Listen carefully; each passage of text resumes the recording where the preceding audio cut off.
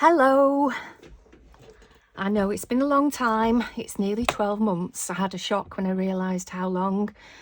I thought I'll just miss a few challenges while I catch up on jobs and things that need doing. And I've had FOMO big time, and there's no way I'm missing volume 6. Absolutely no way on this planet. It's so up my street.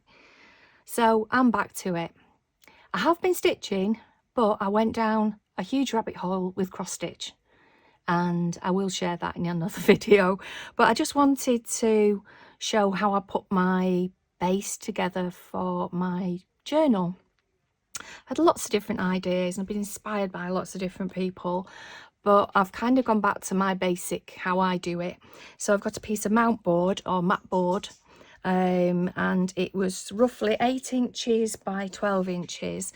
So I've cut off 4 inches and I've done that on 2 boards, and then I've cut one of these in half, one of these spare pieces, so that's given me a 2-inch spine, which I know is huge, but bear with me. So then what I've done, I've actually started to put it together. My mat board's actually black on one side and white on the other. I'm not bothered about the black. It's all going to be covered up anyway with fabric, so I'm keeping the white side facing up so it's just easier to see on camera. So this goes together quite easily, and these little gadgets are from Cool Cats, who I work for.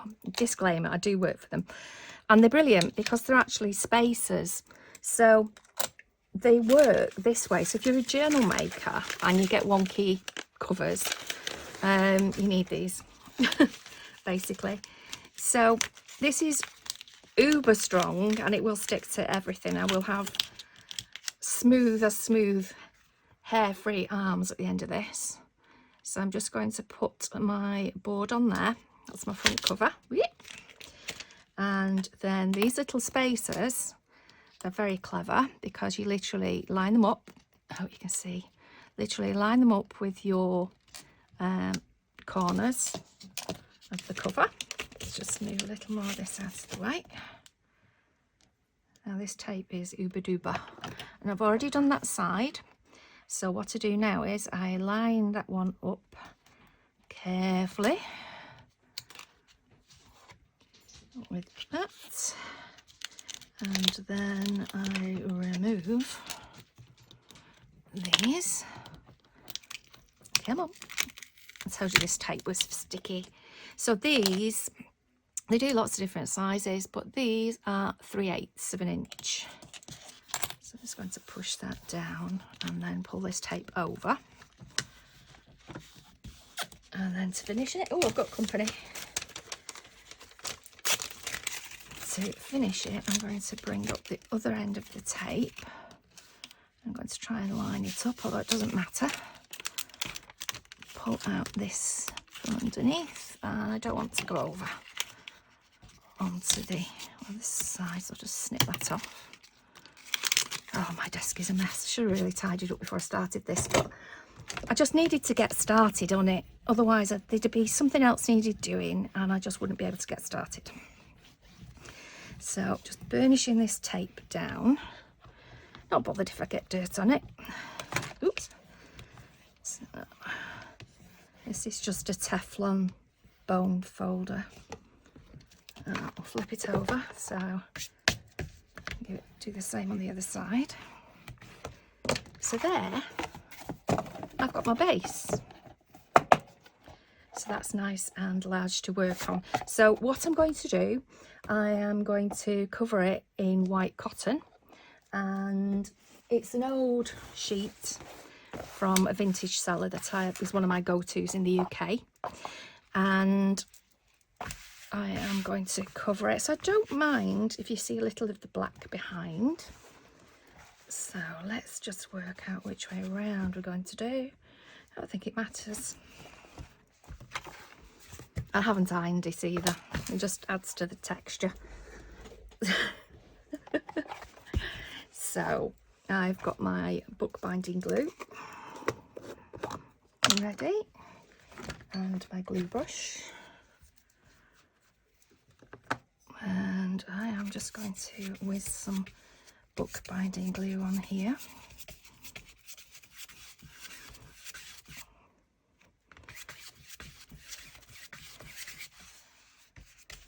Not bothered if I go onto the fabric, because this is just the base layer.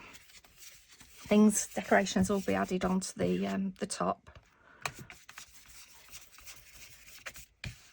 So this is just the base of the journal.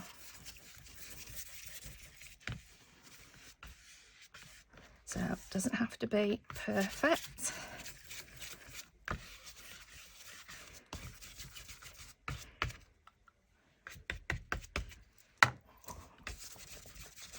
Oh, it's ages since I've done this. Getting a sweat on. Oh, I've really missed stitching, as in stitching in hand, not counted cross, you know.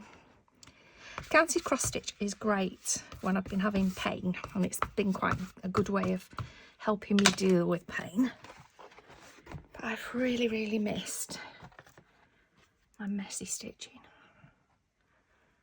So I'm just roughly lining that up. And I'll just flip it over. It's not too bad.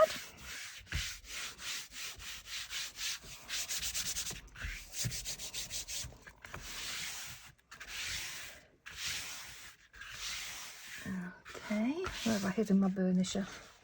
There it is. Let's give it a quick burnish. Okay,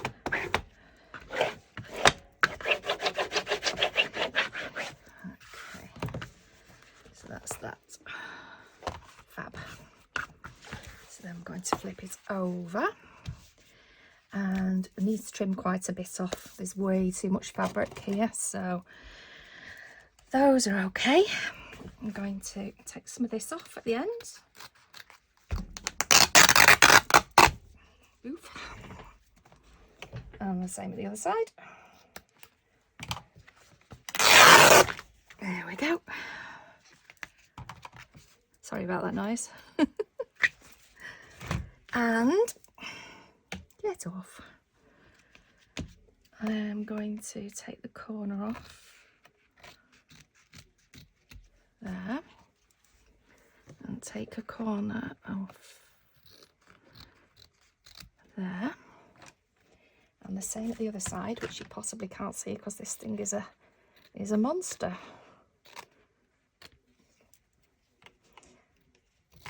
There is method behind the madness of it being so big. I'll show you. So let's just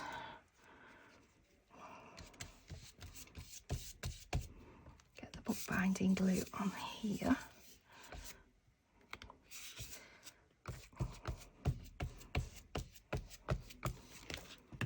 And then I'm just going to tuck my corners in, which are always fiddly.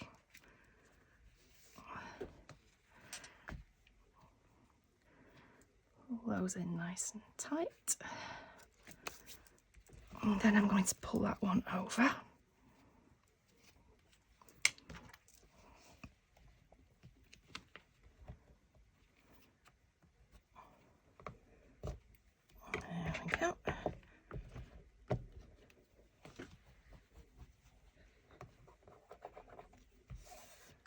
That's nice and tight in there.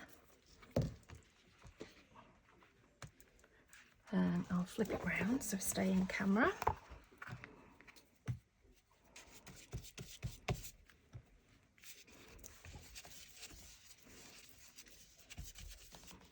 And do the same on this side.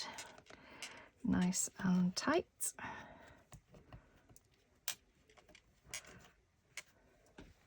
Oops, that's a bit, not quite as much to fold over on there, but that's okay. And then I'll bring that in tight.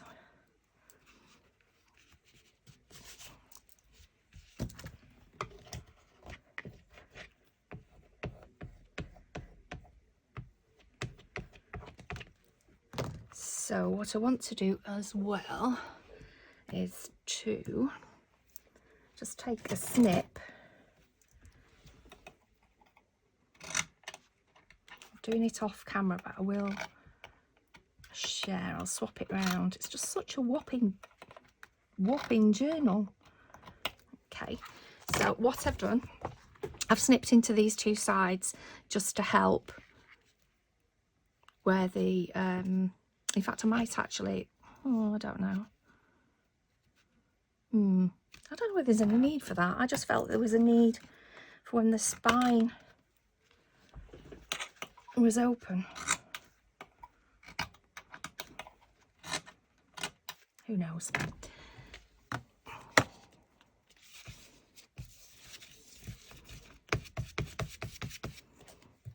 We'll do this part first. Pull that over.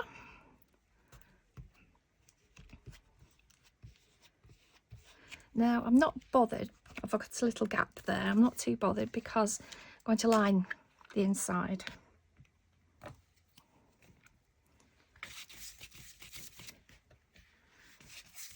So everything will be covered.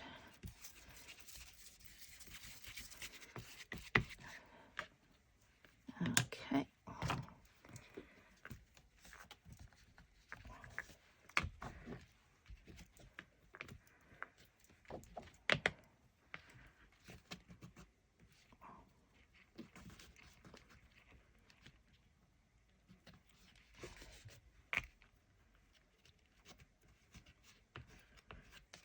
That's all that side in. And the same again on this side.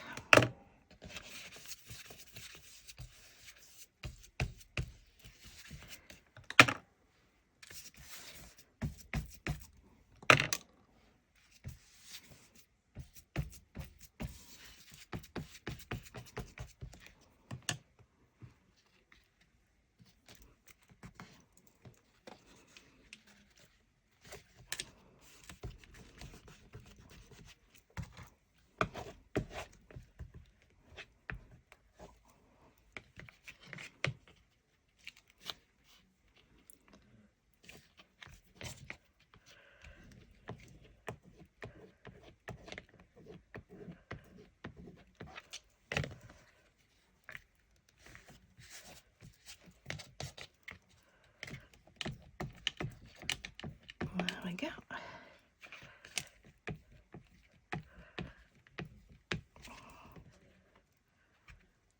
So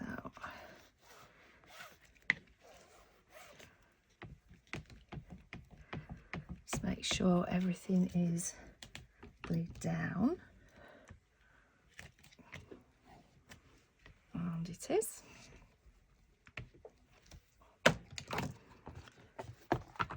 Beaut. And there goes Daisy. So what I'm going to do now is to leave this one to dry, and then I will be back once I'm just going to cut out 8-inch square, stick it on over the top, same piece of bed sheet that I got, just to neaten it up, and then we have got a nice clean cover to get cracking with. Okie dokie, I'll see you soon. Bye.